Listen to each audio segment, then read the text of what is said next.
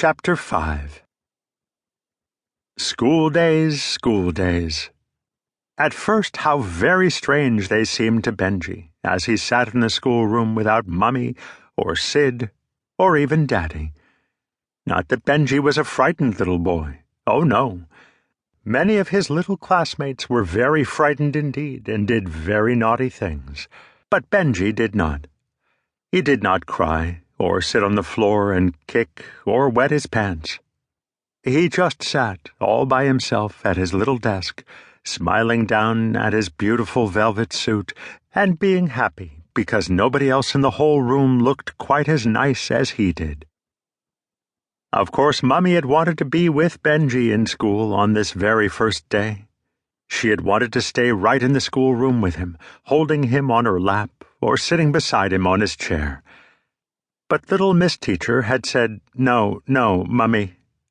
And so had Mr. Principal. And then, at last, so had Mr. School Policeman, who was a very coarse man with a loud voice and dirty fingernails. And so Mummy had gone out into the schoolyard and found a nice place where if she stretched way, way up as far as she could go, she could look right into the schoolroom and see Benjy, smiling at his little suit.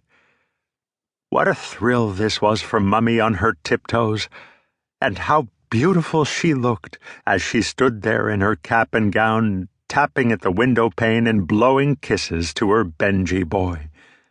My, how this surprised Benjy, and how it surprised Miss Teacher.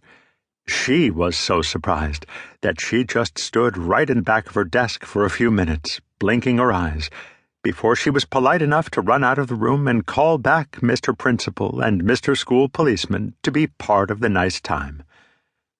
As for Benjy, he was blowing kisses right back at Mummy, and his little boy blue eyes were just shining with happiness, especially when Mummy would duck her head down below the windowsill and then bob up again, as if to say, "Peek-a-boo, Benjy."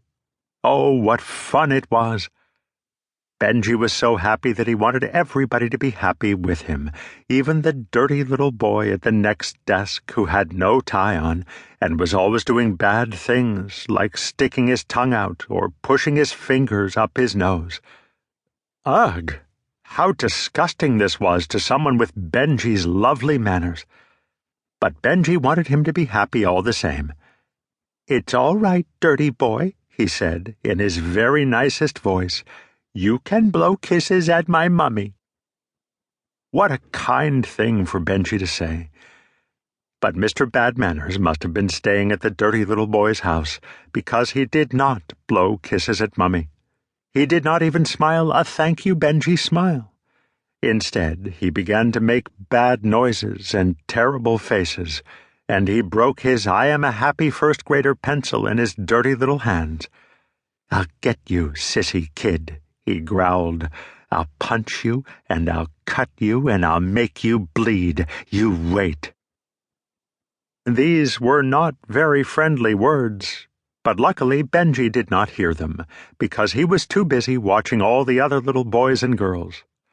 They were not blowing kisses at Mummy either, but Benjy could see how happy they were, because they were all yelling and laughing and pointing at her. And some of the little boys had even put their thumbs in their ears and were wiggling their fingers at her. What a hit Mummy had made! Benjy felt all happy and toasty warm all over. Dear Mummy! And good little boys and girls! How glad Benjy was to be in the first grade! But now Miss Teacher began to shout and to beat on her desk with the nice long ruler she had, and Mr. School Policeman ran out of the room and into the schoolyard to say "Hello, Mummy" to Mummy. And pretty soon Mummy got down from the window and began to march out of the schoolyard, saying loud things over her shoulder to Mr. School Policeman, who was marching right behind her. And Benjy and all the other little boys and girls kept watching the window all the rest of the day, hoping that dear Mummy would come back. But she didn't.